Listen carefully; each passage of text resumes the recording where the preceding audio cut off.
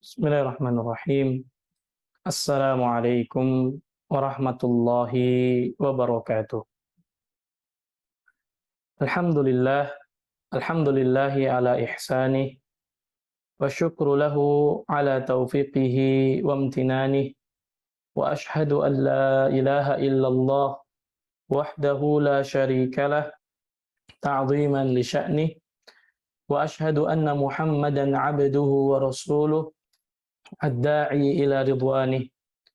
Salawatullahi wa salamuhu alaihi wa ala alihi wa ashabihi wa man tamassaka bisunnatihi wa iqtafa atharahu ila yaumiddini wa ba'd. Ma'asyiral muslimin, a'azzani Allah wa iyyakum, ikhwatal Islam wa ikhwatal iman, rahimani wa rahimakumullah.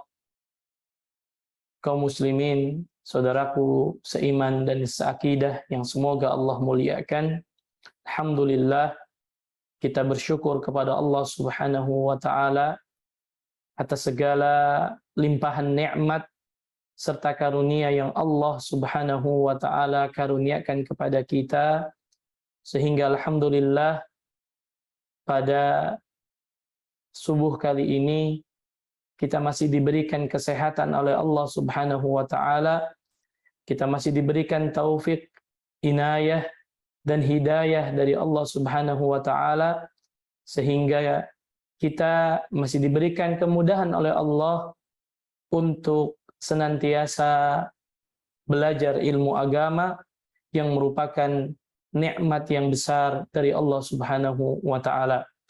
Maka kita berharap dan memohon kepada Allah Subhanahu wa taala, mudah-mudahan Allah Subhanahu wa taala senantiasa memberikan ilmu yang bermanfaat kepada kita, dan kita diberikan kemudahan oleh Allah Subhanahu wa taala untuk bisa mengamalkan ilmu yang kita dapatkan. Allahumma anfa'na bima 'allamtana wa 'allimna ma yanfa'una wa zidna ilma. Ma'asyiral muslimin, saudaraku seiman dan yang seakidah yang semoga Allah muliakan, juga kita patut bersyukur kepada Allah di mana kita masih diberikan hidayah oleh Allah untuk bisa belajar ilmu agama. Dan ini merupakan bentuk rasa syukur kita kepada Allah terhadap nikmat umur dan nikmat waktu yang Allah Subhanahu wa taala berikan kepada kita. Karena sejatinya setiap kita nanti akan ditanya oleh Allah Subhanahu wa taala terkait dengan waktu dan umur yang Allah Subhanahu wa taala berikan kepada kita. Oleh karenanya Nabi Shallallahu alaihi wasallam bersabda dalam sebuah hadisnya yang sahih, la tazulu qadama 'abdin yaumal qiyamah hatta yus'al an umrihi fima afnah. Tidak akan bergerak kaki seorang hamba nanti pada hari kiamat sampai nanti mereka ditanya tentang umurnya, untuk apa dia habiskan. Maka mudah-mudahan dengan hadirnya kita di kajian ilmu, kita mendengarkan nasihat-nasihat, kita mempelajari Al-Quran, mempelajari hadis-hadis Nabi Shallallahu alaihi wasallam, maka mudah-mudahan ini merupakan bentuk ya rasa syukur kita kepada Allah Subhanahu wa taala, yaitu memanfaatkan waktu dan umur kita dalam rangka ketaatan kepada Allah Subhanahu wa taala. Ma'asyiral muslimin, a'azzani Allah wa iyyakum.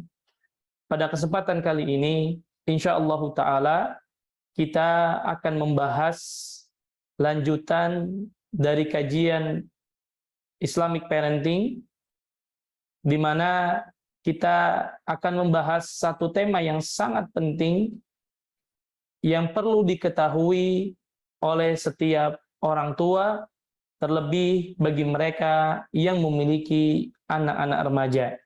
Di mana insyaallah ta'ala kita akan membahas pada kesempatan kali ini, yaitu Al-Hadiyun Nabi fi Tarbiyatis Syabab, yaitu petunjuk Nabi dalam mendidik para pemuda atau para remaja.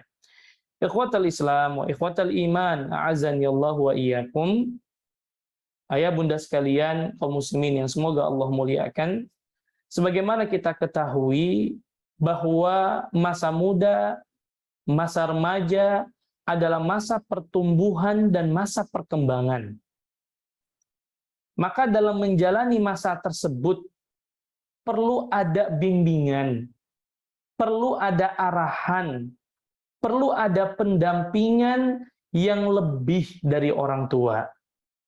Terlebih kita fahami bersama bahwa masa remaja adalah masa pubertas, ya, yang pada dasarnya merupakan masa transisi dari masa anak-anak menuju masa dewasa. Di mana kita tahu bahwa masa remaja ini adalah fase tahapan di mana anak-anak kita memiliki rasa keingintahuan yang sangat kuat. Mereka berusaha untuk mencoba hal-hal yang baru.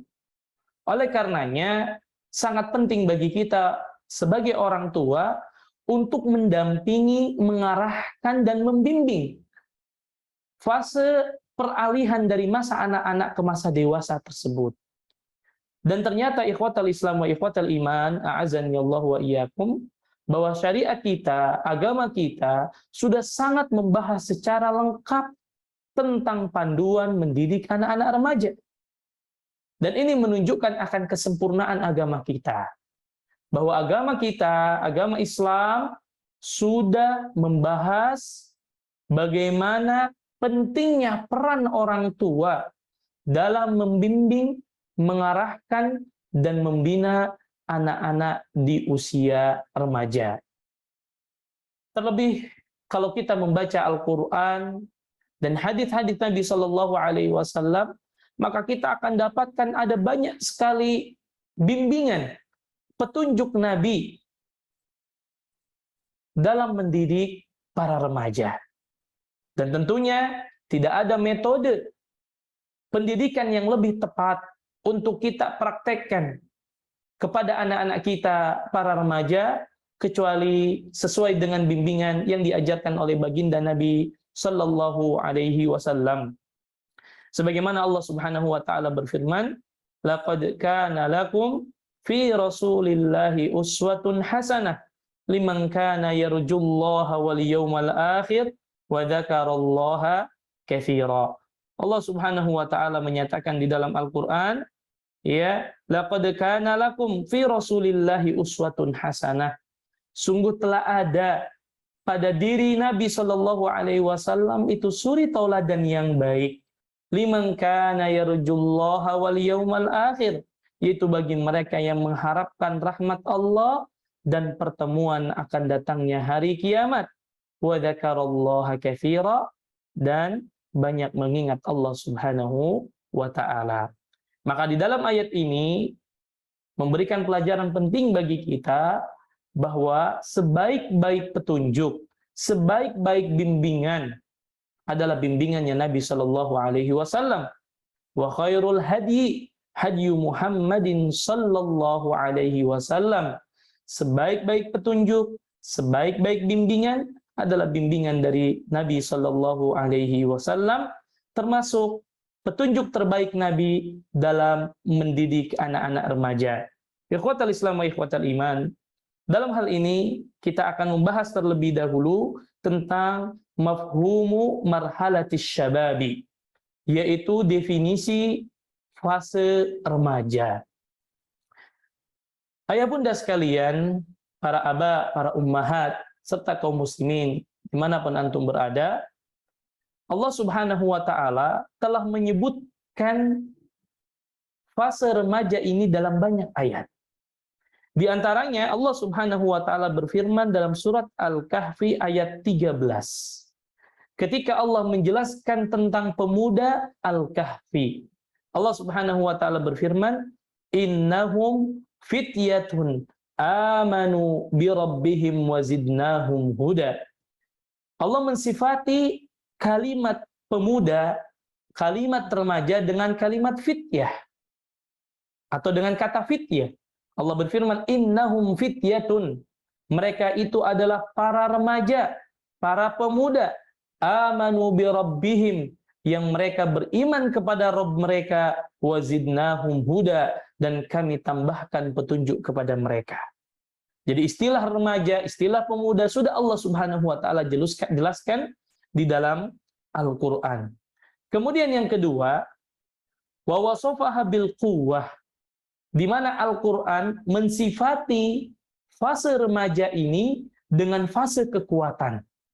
Di mana Allah Subhanahu wa taala berfirman di dalam surat Ar-Rum ayat 54, Allah Subhanahu wa taala berfirman, Allahul ladzi khalaqakum min dha'fin thumma ja'ala min ba'di dha'fin quwwah thumma ja'ala min ba'di quwwatin dha'fa wa syaibah yakhluqu ma yasha wa huwal alimul qadir.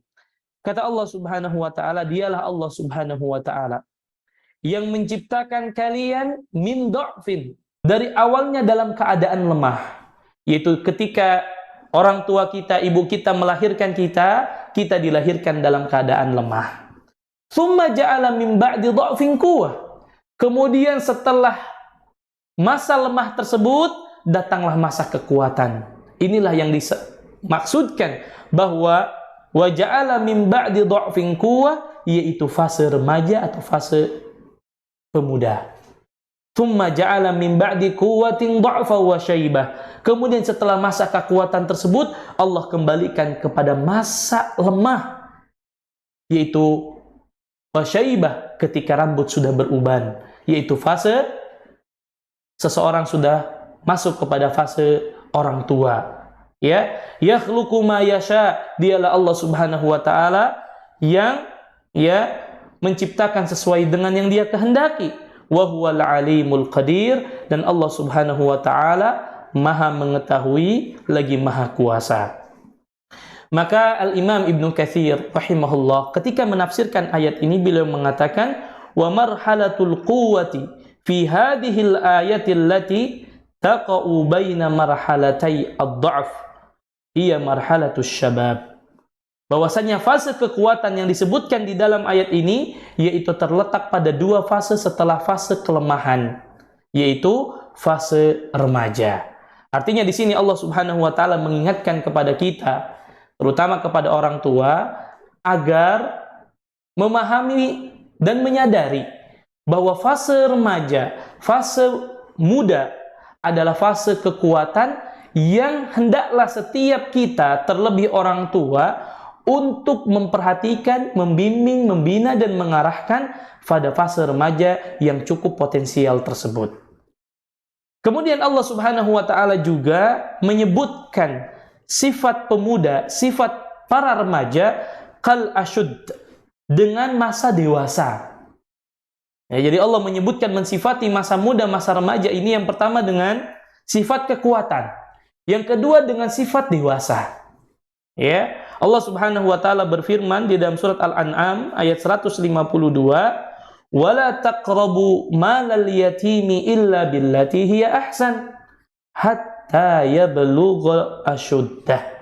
Kata Allah Subhanahu wa taala, janganlah kalian mendekati harta anak-anak yatim illa billati hiya ahsan, kecuali dengan cara yang baik, hatta yablugha asyuddah, sampai mereka mencapai usia dewasa. Jadi Allah mensifati masa muda ini, masa remaja ini dengan masa kekuatan dan masa dewasa. Dan para ulama menjelaskan kapan seorang anak dikatakan sudah dewasa. Wal asyudda huna al-ihtilam. Yang masuk fase dewasa adalah ketika anak sudah mulai mimpi basah. Sebagaimana hal ini dijelaskan oleh Al-Imam Asy-Sya'bi, Imam Malik, dan juga yang lainnya dari kalangan salafus saleh. Kemudian yang kedua, para ulama juga memberikan indikator bahwa seorang dikatakan sudah masuk usia dewasa, usia remaja, ketika mereka sudah masuk usia baligh. Ya, wa huwa bulughu sinni rusydi wal quwwah. Yaitu ketika anak masuk fase yang sudah cerdas, sudah bijak dalam berpikir, dan juga sudah mulai kuat secara fisik. Ya, ini sifat-sifat yang disebutkan oleh para ulama berdasarkan dalil-dalil dalam Al-Qur'an. Di dalam ayat yang lain Allah juga berfirman, "Wabtalul yatama hatta idza balagun nikaha fa in anastum minhum rusydan fadfa'u ilaihim amwalahum." Kata Allah Subhanahu wa taala, "Wabtalul yatama." Ujilah anak-anak yatim di antara kalian hatta idza balagun nikah, hingga sampai ketika mereka mencapai umur nikah, fa in anastum minhum rusydan, ya, maka jika mereka sudah masuk kepada fase cerdas, bijak dalam berpikir, fadfa'u ilaihim amwalahum, maka serahkan hartanya kepada mereka. Ketika anak-anak yatim sudah mulai bisa berpikir dengan baik, membedakan mana yang baik dan yang buruk, maka disitulah ya orang-orang yang diamanahi untuk mengurus anak yatim agar diserahkan seluruh hartanya kepada anak-anak yatim. Jadi dikatakan seorang dewasa itu ketika dia sudah memiliki pemikiran yang bijak, pemikiran yang cerdas. Oleh karena itu para ulama mengatakan, fa fi hadhil ayah dalalatun wadihatun ala anna rusyda la yakunu qabla al-ihtilam. Jadi di dalam ayat ini juga menunjukkan kepada kita bahwa usia dewasa itu tidaklah terjadi kecuali setelah anak mengalami mimpi basah. Jadi usia remaja dikatakan remaja ketika dia sudah mimpi basah. Dan ini juga sesuai dengan hadis Nabi Shallallahu Alaihi Wasallam ketika Nabi menyebutkan lafaz syabab, lafaz pemuda. Karena di dalam hadis Nabi menyebutkan istilah remaja, istilah pemuda dengan istilah syabab dan istilah fityan. Istilah syabab dan istilah fityan. Contohnya adalah hadis Ibnu Mas'ud dari Nabi Shallallahu Alaihi Wasallam. Nabi Shallallahu Alaihi Wasallam bersabda, "Ya ma'syaras sabab, man istata'a minkumul ba'ata falyatazawwaj." Wahai para pemuda, kata Nabi, jika kalian memiliki kemampuan, ya, kemampuan di sini para ulama menjelaskan adalah kemampuan untuk, mohon maaf, berhubungan badan dan kemampuan untuk menafkahi, falyatazawwaj, maka menikahlah, kata Nabi Shallallahu Alaihi Wasallam. Fa innahu aghaddu lil basar, karena yang demikian itu dapat menundukkan pandangan, wa ahsanu lil farji, dan dapat menjaga kemaluan. Wa man lam yastati' fa alaihi bis-shaum fa innahu lahu wija. Barang siapa yang tidak mampu untuk menikah, maka berpuasalah, karena dengan berpuasa itu dapat menjadi tameng ya bagi seseorang yang belum mampu untuk menikah. Di dalam hadis ini Nabi menggunakan kata remaja, kata pemuda dengan syabab. Ya. Dan kata syabab tidaklah dianggap sebagai orang dewasa kecuali ketika mereka sudah mimpi basah. Jadi kesimpulannya adalah fase remaja diawali ketika anak sudah mulai mimpi basah. Ya. Kemudian Nabi juga mensifati masa remaja, masa pemuda dengan lafaz fityan. Jadi ada dua. Di dalam hadis Nabi menggunakan syabab dan fityan. Contohnya adalah hadis Jundub ibn Abdullah. Beliau radhiyallahu taala anhu pernah menceritakan, beliau mengatakan, "Kunna ma'an Nabi sallallahu alaihi wasallam." Pernah satu hari aku bersama Nabi sallallahu alaihi wasallam. Ya, kami bersama Nabi sallallahu alaihi wasallam, para pemuda. Wa nahnu fityanun hazawirah. Dan kami saat itu, kata Jundub ibn Abdullah, adalah para remaja, para pemuda yang kuat. Fata'allamnal imana qabla an nata'allamal Qur'an. Kemudian kami mempelajari masalah akidah, masalah iman sebelum kami mempelajari Al-Quran. Di sini juga menunjukkan pelajaran yang penting bagi para orang tua. Ya, bahwa di fase remaja ini, di antara pelajaran, bimbingan, arahan yang hendaklah menjadi fokus utama para orang tua adalah mendidik pendidikan akidah, pendidikan iman kepada anak-anak kita sebelum mengajarkan pendidikan Al-Quran. Sebagaimana hal ini dipraktekkan oleh Nabi kepada para sahabat dari kalangan para pemuda dan remaja, di mana Nabi sangat fokus dengan pendidikan akidah terlebih dahulu, barulah pendidikan Al-Quran. Sebagaimana Jundub ibn Abdillah mengatakan, "Fata'allamnal imana qabla an nata'allamal Qur'an." Kami mempelajari akidah terlebih dahulu sebelum kami mempelajari Al-Quran. Fazdadna bihi imanan, maka dengan metode tadilah kami bertambah iman kami semakin kuat, kekokohan akidah kami. Maka di sini pelajaran penting bagi ayah bunda sekalian. Di fase remaja ini, di fase mereka akan memulai fase taklif asy-syar'i, pembebanan syariat, maka hendaklah orang tua memperhatikan pendidikan akidah. Karena ikhwatal Islam, para ayah bunda sekalian, para abah dan ummahat yang semoga Allah muliakan, bahwa pendidikan akidah akan sangat berpengaruh kepada pendidikan akhlak, adab, dan karakter anak-anak kita. Para ulama selalu mengatakan bahwa di antara urgensi pendidikan akidah akan menyebabkan istiqomahnya seseorang dalam berperilaku dan bertingkah laku. Terlebih kita tahu masa remaja ini adalah masa fase peralihan dari masa kanak-kanak menuju masa dewasa, di mana di sana banyak sekali problematika anak-anak muda, banyak sekali kerusakan moral diawali ketika anak-anak kita di usia remaja, banyak sekali pemikiran-pemikiran rusak ketika anak-anak kita di usia remaja. Banyak sekali penyimpangan-penyimpangan terjadi ketika anak-anak kita berada pada usia remaja.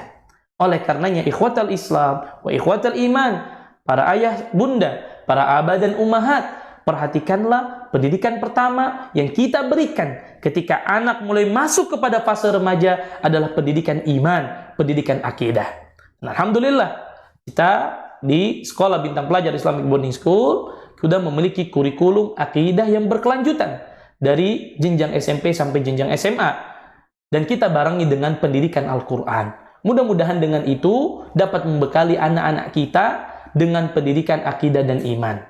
Kemudian juga ikhwatal Islam wa ikhwatal iman, azani Allah wa iyyakum, para ulama mengatakan kapan anak-anak dianggap usia remaja dari sisi yang lain.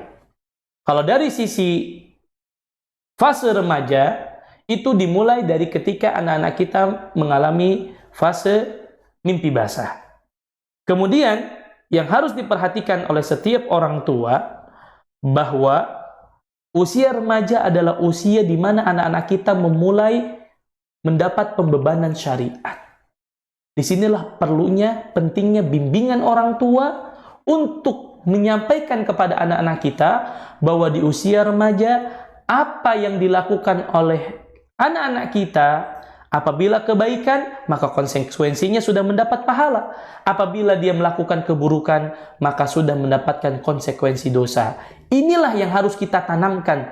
Dari sisi pendidikan akidah, juga kita tanamkan kepada anak-anak remaja kita, bahwa anak usia remaja itu sudah terkena beban taklif, terlebih ketika anak-anak kita sudah mengalami mimpi basah.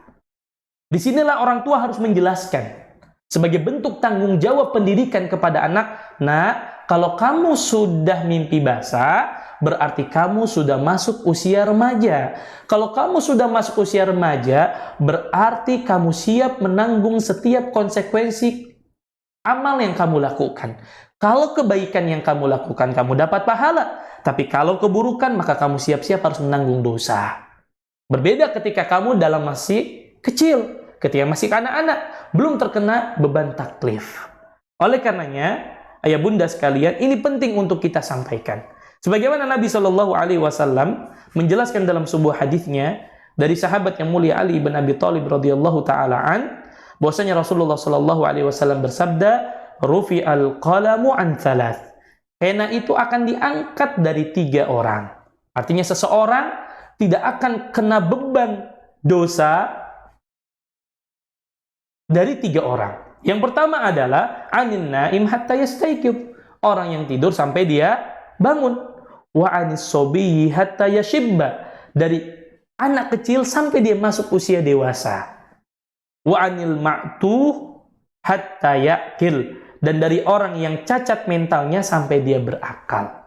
Jadi ini menunjukkan kepada kita bahwa ayat-ayat yang kita sebutkan, hadis-hadis yang kita sebutkan, bahwasanya seseorang dikatakan masuk usia remaja sampai dia mengalami mimpi basah. Begitu juga Nabi Shallallahu Alaihi Wasallam disebutkan di dalam hadis tadi, ketika Nabi menyampaikan, ya ma'syarus syabab, wahai para pemuda, man istata'a minkumul ba'ata falyatazawwaj, barang siapa di antara kalian yang ingin menikah, ya, maka menikahlah, ya. Nabi Shallallahu Alaihi Wasallam khotobah jama'atan bismi syabab. Nabi Shallallahu Alaihi Wasallam menyebut mereka dengan istilah para pemuda, dan tidaklah seseorang dibolehkan untuk menikah illa ba'dal ihtilam, kecuali mereka sudah mengalami yang namanya mimpi basah. Ya, mengalami mimpi basah. Kemudian para ulama dalam hal ini khilaf. Kapan umur berapa anak dikatakan usia remaja? Kalau secara umum anak dikatakan usia remaja adalah ketika dia mengalami mimpi basah. Tetapi para ulama juga berbeda pendapat kapan dikatakan anak itu pada fase usia remaja. Pendapat pertama, mereka mengatakan anna syababa min sinnis sabi'ati asyar ila an yastakmila ihda wa khamsin. Pendapat pertama mengatakan anak dikatakan usia remaja, usia pemuda, dari usia 17 tahun sampai usia 51 tahun. Ya, ada yang mengatakan usia 51 tahun masih dianggap sebagai pemuda. Ya. Ada juga pendapat yang kedua mengatakan asyab huwal baligh ila an yakmil an yukmila 30. Yaitu seorang yang sudah sampai menyempurnakan usia 30 tahun.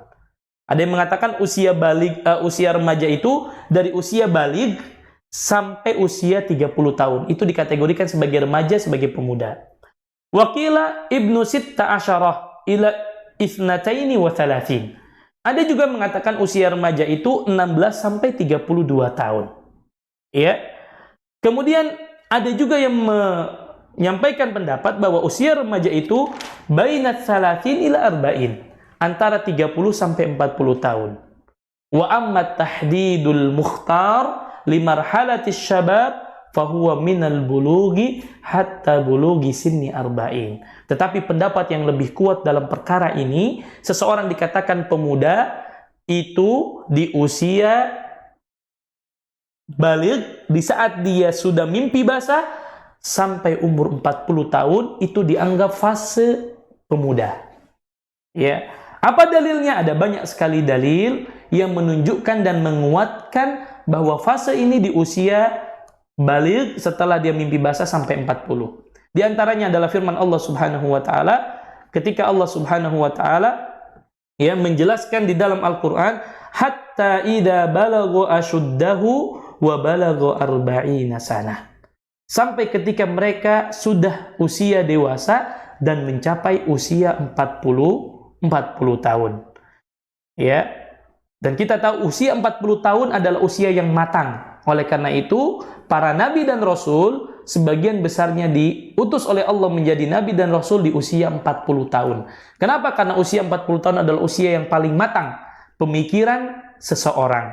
Ya, berkata Imam Ibnu Katsir rahimahullah, haida balago asyuddah, yaitu ketika seseorang mengalami fase kuat, ya, fase akalnya sempurna, pemahamannya sempurna. Kemudian, ayah bunda sekalian, setelah kita mengetahui batasan fase remaja dan pemuda, maka kita masuk kepada ahammiyatu marhalatis syabab, dan ini sangat penting untuk diketahui oleh setiap orang tua, yaitu tentang urgensi fase remaja.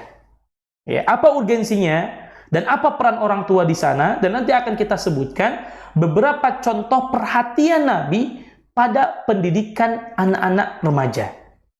Ya. Yang pertama disebutkan oleh para ulama, wa amma ahammiyatu hadhil marhalati fata'udu ila iddati simatin minha. Bahwasanya di antara urgensi fase remaja ini kembali kepada beberapa urgensi berikut. Yang pertama adalah bahwa masa remaja adalah bidayatut taklif. Bahwa masa remaja adalah masa awal pembebanan syariat. Ini yang kita akan sampaikan berulang-ulang, bahwa disinilah orang tua harus berperan dengan peran yang sangat kuat. Di masa remaja ini akan sangat menentukan fase berikutnya di masa dewasa, di masa tuanya. Masa muda ini adalah masa anak-anak kita mendapatkan beban syariat yang di sini orang tua harus menjelaskan kepada anak. Ya. Sebagaimana tadi disebutkan dalam sebuah hadis yang diriwayatkan oleh Ali bin Abi Thalib, rufi al-qalam an thalatha. Diangkat pena seseorang itu pada 3 perkara. Salah satunya adalah anis sobiyyi hatta yashibba, dari anak kecil sampai dia dewasa. Ketika masa kecil dia tidak kena beban taklif, tidak beban syariat. Ya, dia sholat pun, ya, dia puasa pun belum wajib. Tapi ketika masuk usia remaja, ketika anak sudah mengalami mimpi basah, disitulah dia terkena beban taklif. Maka orang tua harus mempersiapkan dari sebelumnya. Oleh karena itu kita tahu di antara hadis Nabi SAW, muru auladakum bis-shalah wa hum abna'u sab'a sinin. Perintahkan anak-anak kalian untuk memulai sholat ketika mereka 7 tahun. Sebelum masuk masa remaja, sudah kita persiapkan, diajarkan tata cara sholatnya. Ya, walaupun kita belum perintahkan, tapi kita siapkan bagaimana bacaan sholat yang benar. Ya, bagaimana ruku yang benar, sujud yang benar. Dan sinilah peran orang tua, ayah bunda sekalian. Perlu kita perhatikan ayah bunda sekalian. Terkadang kita orang tua hanya memperhatikan yang penting anak saya sholat. Ini bagus, tetapi akan lebih bagus lagi ketika orang tua memastikan apakah sholat anak saya sudah benar atau tidak. Kenapa?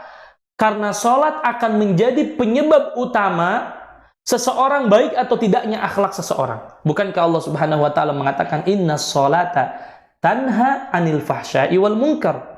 Sesungguhnya sholat itu dapat mencegah seseorang dari perbuatan keji, jahat, dan munkar. Maka kalau orang tua fokus kepada bagaimana sholat anak saya, bacaannya sudah benar atau tidak, ya, maka ini akan sangat berdampak kepada kebaikan perilaku moral akhlak anak-anak kita. Sebagian orang tua hanya memerintahkan sholat, dan sebagian anak hanya sekedar sholat untuk menggugurkan kewajiban, tanpa kita periksa sudah benar atau tidak sholat anak-anak kita. Atau bahkan mungkin kita sendiri, terkadang kita tidak mengintrospeksi sudah benar atau tidak sholat kita. Sehingga orang sholat sekedar sholat saja. Orang sholat sekedar menggugurkan kewajibannya, sehingga sholatnya tidak berefek kepada perilaku, adab, tingkah lakunya. Maka dari awal Nabi sudah menunjukkan satu bimbingan kepada orang tua agar memulai mempersiapkan ibadah sholat ini dari sebelum mereka masuk usia balik. Maka ketika masuk usia balik baru disitulah ada penekanan. Dan anak-anak kita sudah tahu tata cara sholat yang benar. Ya, jadi inilah perhatian yang harus diperhatikan oleh orang tua. Di awal taklif ini, paling tidak ajarkan tata cara sholat yang benar. Setelah pendidikan akidah, pendidikan Al-Quran, yaitu pendidikan syariat yang berkaitan dengan amalan-amalan antara dirinya dengan Allah Subhanahu wa Ta'ala. Ya, dimulai dari sholatnya. Kemudian diajarkan bagaimana anak-anak kita bisa mengikuti ya puasa yang wajib, ya, dan amalan-amalan kewajiban, ya, dari rukun Islam. Ini tahapan mendidik anak-anak remaja. Jadi mendidik anak remaja kita persiapkan sebelum mereka masuk ke fase remaja. Dimulai dengan pendidikan akidah, mengajarkan pendidikan Al-Quran, juga mengajarkan hal-hal yang berkaitan dengan syariat.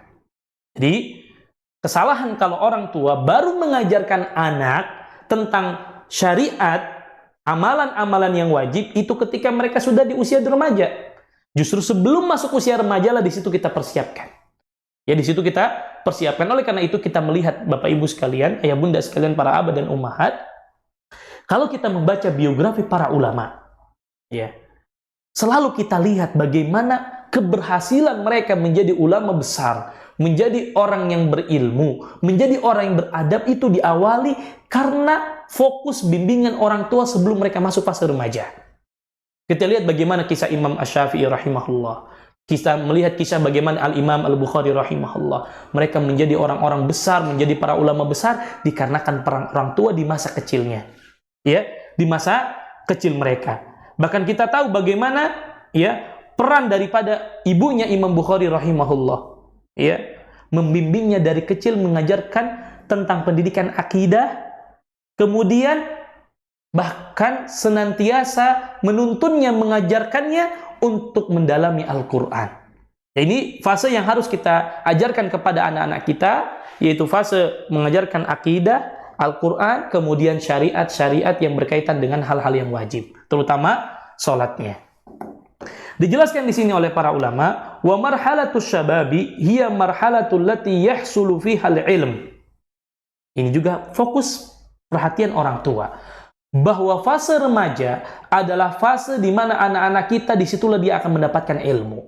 Jadi fase yang paling mudah anak-anak kita mendapatkan ilmu pengetahuan, mendapatkan knowledge, itu di saat mereka umur fase remaja.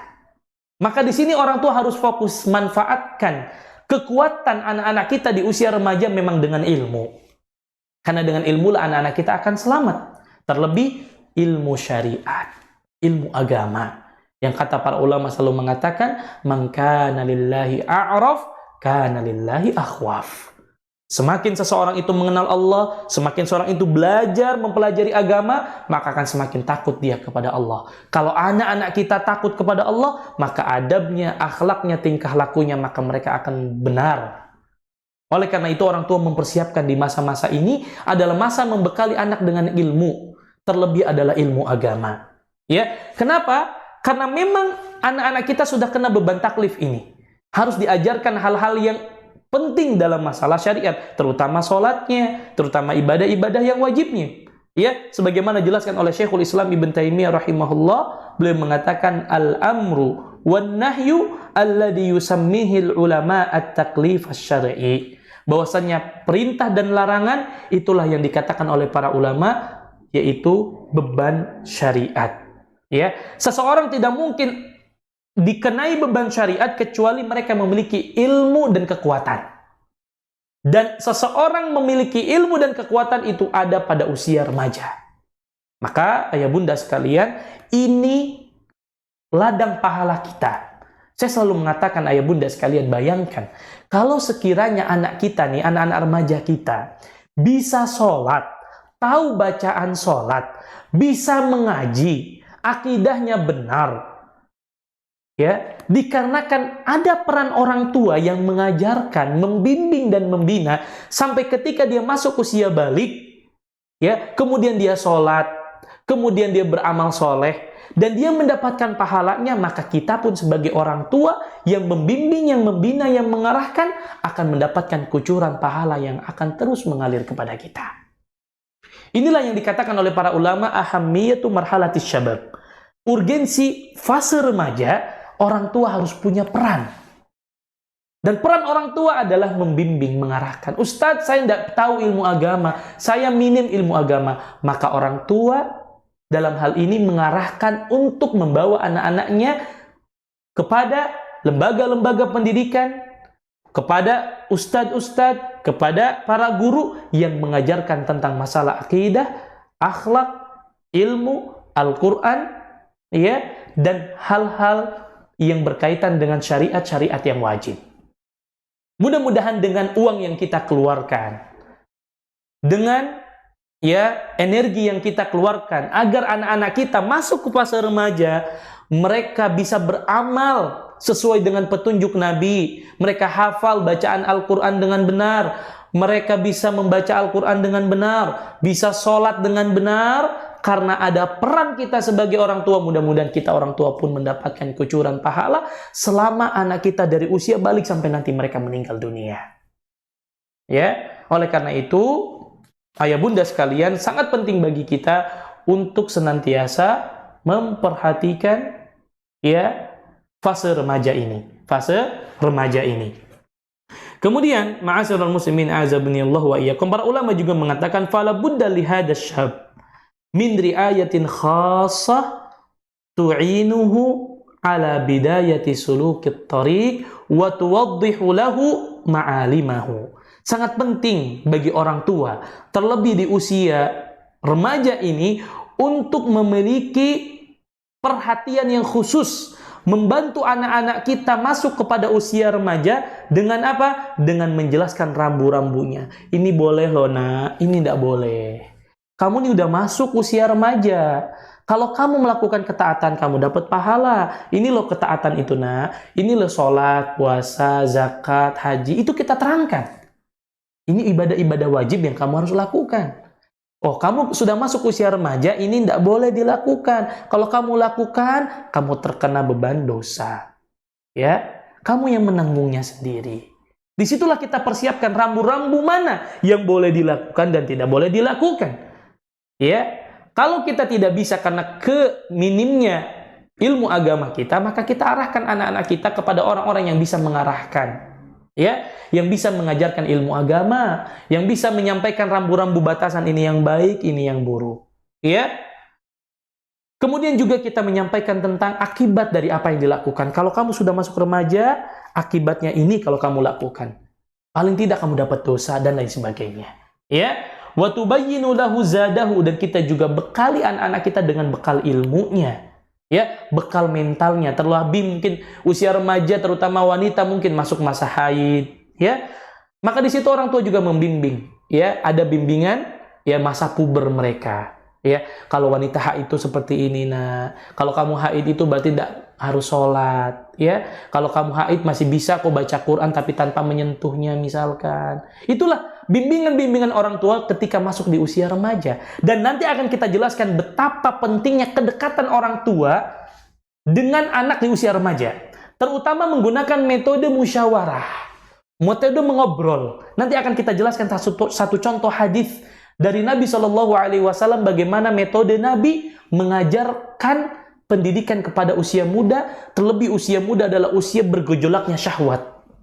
Ya, bergejolaknya keinginan kepada lawan jenis, keinginan anak untuk melampiaskan syahwatnya kepada keburukan.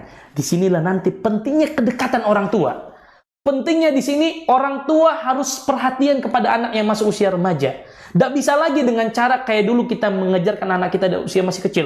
Ayo, sholat. Ayo, lakukan ini, lakukan itu. Anak remaja sudah tidak bisa lagi dengan ya perintah secara keras, tapi dengan cara mengobrol, dengan cara memahami mereka, bermusyawarah dengan mereka. Ya, dengan memusyawarah kepada mereka. Baiklah, kita ambil satu contoh saja. Ya, sebelum kita mengambil contoh-contoh yang lain nanti banyak sekali, ya, mungkin tidak selesai di kajian ini, kita akan masuk ke bagian yang kedua nanti di bulan yang akan datang. Bagaimana Nabi mencontohkan cara bermuamalah, cara pendekatan pendidikan kepada anak remaja. Ya, kita ambil contoh misalkan sebuah hadis Nabi SAW ketika ada seorang remaja, ya, atan Nabiya SAW. Ada seorang remaja datang menghampiri Nabi SAW. Tiba-tiba dia mengatakan, ya Rasulullah, i'dzan li bizina. Ya Rasulullah, tolong izinkan aku untuk berzina. Lihat. Ya. Para ulama mengatakan kenapa pemuda ini, remaja ini minta izin kepada Nabi untuk berzina? Karena memang usia-usia ini rentan Bapak Ibu sekalian. Ayah bunda sekalian, abah dan ummahat sekalian. Usia remaja usia rentan di mana mereka sedang mengalami fase pertumbuhan, terutama pertumbuhan syahwat mereka. Makanya ketertarikan kepada lawan jenis ini sangat besar. Ya, maka ini terbukti dari apa yang disampaikan oleh pemuda tersebut kepada Nabi. Mendengar tersebut, fa'aqbalal qawmu alaihi fazajaruhu qalu mah. Ya. Mendengar laki-laki tersebut tiba-tiba izin kepada Nabi bilang, wahai Rasulullah, saya izin untuk berzina. Para sahabat yang mendengar di sekitar Nabi, mereka sudah marah. Maka mereka mengatakan, ya, menghardik pemuda tadi dengan cara yang marah. Coba bayangkan kalau sekadangnya naudzubillah ada anak kita tiba-tiba datang kepada kita bilang, ayah, bunda, ya, boleh nggak saya pacaran misalkan? Boleh nggak saya naudzubillah berzina? Tentu orang tua yang tidak bijak langsung marah. Ya. Sebagaimana ini dirasakan oleh para sahabat yang lain, tapi tidak dengan Nabi Shallallahu Alaihi Wasallam. Ya. Justru Nabi apa? Ya, memerintahkan kepada laki-laki tersebut untuk mendekat kepada Nabi Shallallahu Alaihi Wasallam. Ya, kata Nabi mendekatlah sini. Ya. Akhirnya dia mendekat, duduk, ya, menghadap Nabi Shallallahu Alaihi Wasallam. Barulah di sini Nabi menggunakan metode ngobrol, memahamkan, bermusyawarah. Apa kata Nabi Shallallahu Alaihi Wasallam? Ya, atuhibbuhu li ummika? Apakah kamu ridho kalau sekiranya itu terjadi kepada ibumu? Artinya ibumu naudzubillah ada yang menzinahinya. Maka laki-laki tersebut mengatakan, la wallahi ya Rasulullah. Ya tentu tidak ya Rasulullah. Ja'alanillahu fida'aka. Ya. Kemudian Nabi lagi mengajak diskusi lagi. Ya. Afatuhibbuhu libnatika? Ya. Apakah kamu ridho kalau sekiranya perzinahan ini terjadi kepada anak perempuanmu? Dia mengatakan, la wallahi ya Rasulullah, ja'alanillahu fida'aka. Tidak ya Rasulullah. Ya, tentu aku tidak ridho. Ya, tidak ada yang ridho kalau nanti anakku dizinahi. Walan nasu yuhibbunahu li banatihim, dan manusia juga tidak ada yang suka kalau anak-anak mereka dizinahi. Taib. Kemudian Nabi mengatakan lagi, qala afatuhibbuhu li ukhtika? Apakah kamu juga ridho kalau seandainya saudari wanitamu dizinahi oleh orang lain? Dia mengatakan, la wallahi ya Rasulullah. Dia menjawab dengan jawaban yang sama. Kemudian Nabi lagi katakan, afatuhibbuhu li ammatika? Apakah kamu ridho kalau sebenarnya bibi wanitamu, ya, bibi dari ibumu, bibi dari ayahmu itu dizinahi? Kemudian dia mengatakan, tidak ya Rasulullah. Ya, afatuhibbuhu li khalatika? Apakah engkau ridho kalau seandainya perzinahan ini terjadi kepada bibi dari ibumu? Dia mengatakan, la wallahi ya Rasulullah. Dia menjawab dengan yang sama. Ya, lihat, Nabi tidak melarang langsung, kamu nih, ya, berani-beraninya minta izin berzina kepada saya di hadapan para sahabat. Enggak. Ternyata Nabi menggunakan metode pendekatan, duduk, bahkan disuruh mendekat, ya, kepada Nabi. Bukan hanya suruh mendekat, Nabi membawa dia kepada satu pemahaman bahwa zina itu dilarang. Tapi Nabi tidak bilang langsung, zina itu dilarang, kamu tidak boleh. Enggak. Atau Nabi langsung marah, Nabi langsung memukul, tidak. Ya, Nabi ajak duduk dekat, bermusyawarah, ya, mengambil pendapat, ya, memahamkan. Inilah fase yang memang harus dilakukan oleh orang tua, pendekatan kepada anak remaja. Tidak bisa lagi kita langsung faksa-faksa anak remaja nih. Tapi kita gunakan metode musyawarah, ngobrol, duduk bareng. Makanya nanti akan kita sebutkan nanti contoh-contoh yang lain insya Allah di kesempatan yang akan datang. Bagaimana Nabi sampai membonceng para sahabat dari kalangan yang muda ketika ingin menasihati mereka. Mungkin sesekali ayah bunda sekalian, ya, kalau kita ingin menasihati anak remaja kita, tidak lagi dengan cari langsung kita omelin, langsung kita marahi, langsung kita, ya, hakimi. Tapi mungkin sesekali kita bonceng dia di atas motor. Kita ajak jalan di mobil. Sambil mau mobil kita ceritakan, kenapa sih kamu nak? Ya, kok kamu melanggar misalkan? Kok kamu melakukan ini dan itu? Diajak musyawarah, diajak ngobrol dan difahamkan.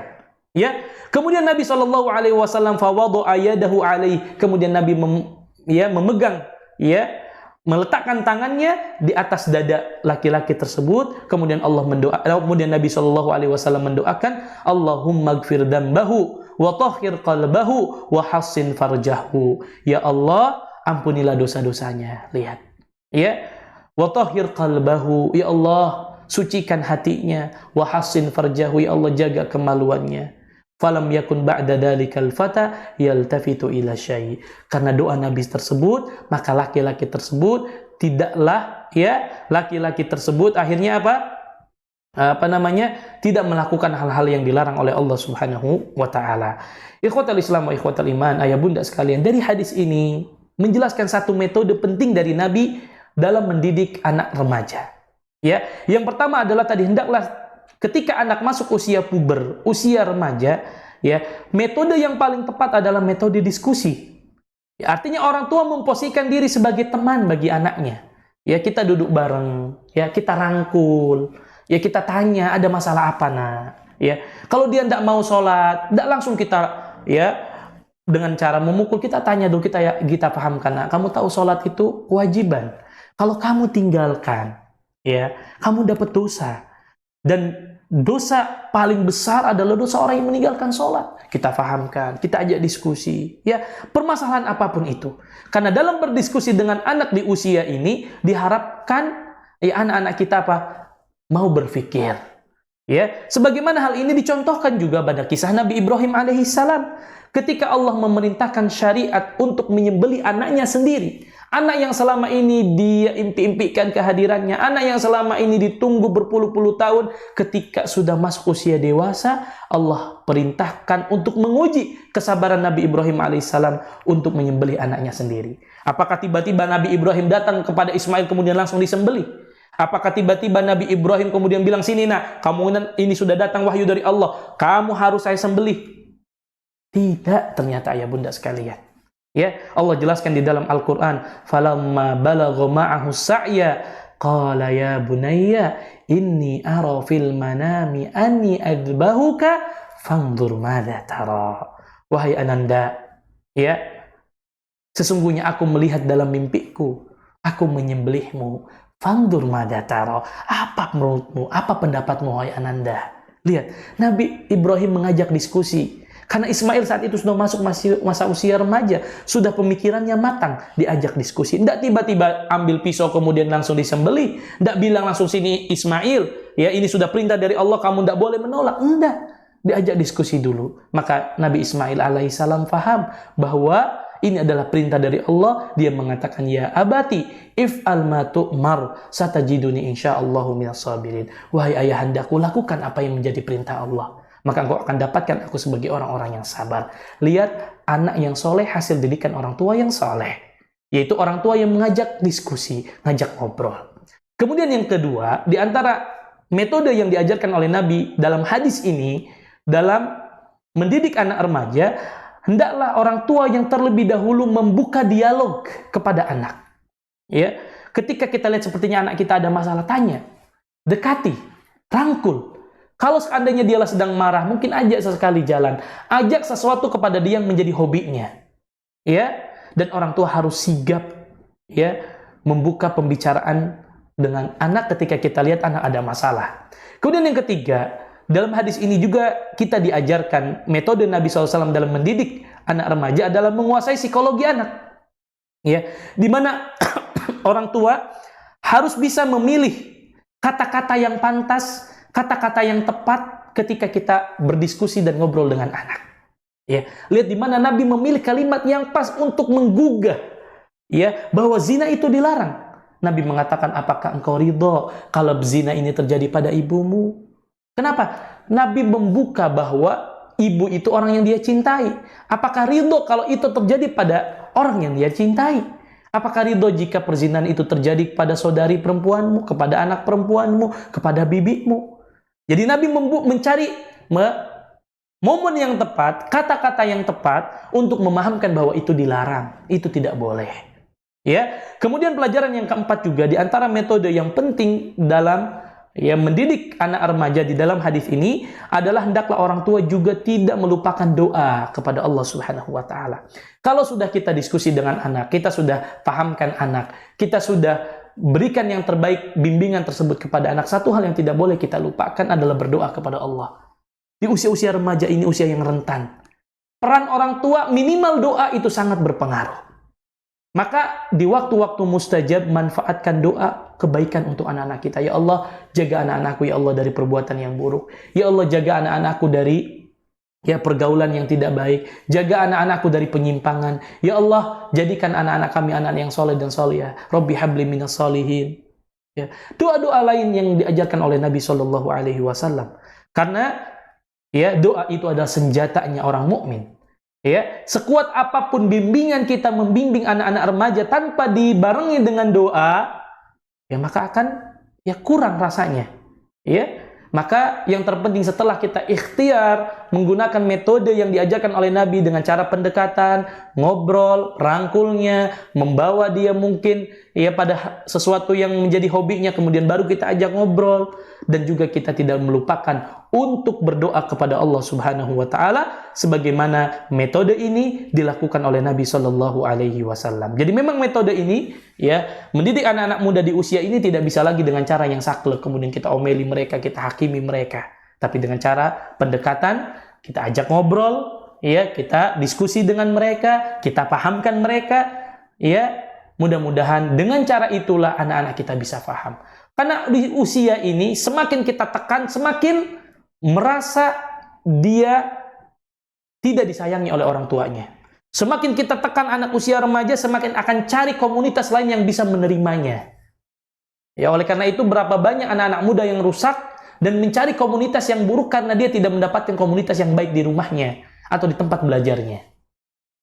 Seringkali anak akhirnya bergabung dengan ya kawan-kawannya yang buruk, ya, dengan komunitas-komunitas yang buruk karena dia tidak mendapatkan perhatian dari orang tuanya, kurang mendapatkan perhatian dari orang sekelilingnya, kurang mendapatkan ya pendekatan, diskusi dan lain sebagainya dari orang tuanya, sehingga membuat mereka semakin mereka melakukan kesalahan, kemudian semakin kita hakimi, maka mereka akan mencari orang-orang yang bisa menerimanya, bisa merangkulnya. Oleh karena itu, di sini baru kita berikan satu contoh di antara contoh pendidikan metode Nabi dalam mendidik anak remaja. Nanti insya Allah Ta'ala kita akan masuk kepada contoh-contoh yang lain, metode-metode yang lain yang diajarkan oleh Nabi dalam mendidik anak remaja. Nanti akan disebutkan banyak contoh, banyak kisah bagaimana kedekatan Nabi dengan para remaja, bagaimana Nabi Shallallahu alaihi wasallam sangat berlemah lembut kepada para remaja,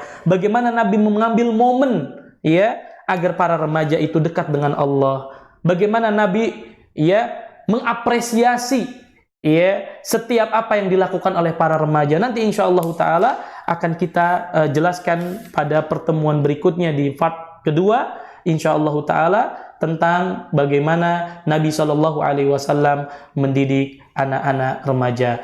Wallahu Ta'ala alam. Saya rasa itu yang bisa saya sampaikan pada kesempatan kali ini. Ya memang kita masih baru pada muqaddimahnya tadi ya tentang definisi remaja, kemudian kita baru membahas tentang urgensi daripada remaja dan baru kita sebutkan satu contoh saja dari metode pendidikan Nabi dalam mendidik anak remaja. Mudah-mudahan Allah Subhanahu wa taala memberikan ilmu yang bermanfaat kepada kita dan kita diberikan kemudahan oleh Allah untuk bisa mengamalkan ilmu yang kita dapatkan. Wallahu ta'ala a'lam. Ada pertanyaan? Tidak ada. Baik, karena tidak ada pertanyaan yang masuk, ya terima kasih ayah bunda sekalian atas keluangan waktu ya untuk senantiasa kita sama-sama mempelajari petunjuk Nabi Shallallahu alaihi wasallam dalam mendidik buah hati kita. Mudah-mudahan Allah Subhanahu wa taala menjadikan anak-anak kita sebagai anak-anak yang soleh dan soleha yang kelak akan bermanfaat bagi kita. Wallahu taala a'lam. Sallallahu ala nabiyina Muhammad. Kita tutup dengan doa kafaratul majlis. Subhanakallahumma wa bihamdika asyhadu an la ilaha illa anta astaghfiruka wa atubu ilaik. Assalamu alaikum warahmatullahi wabarakatuh. Waalaikumsalam.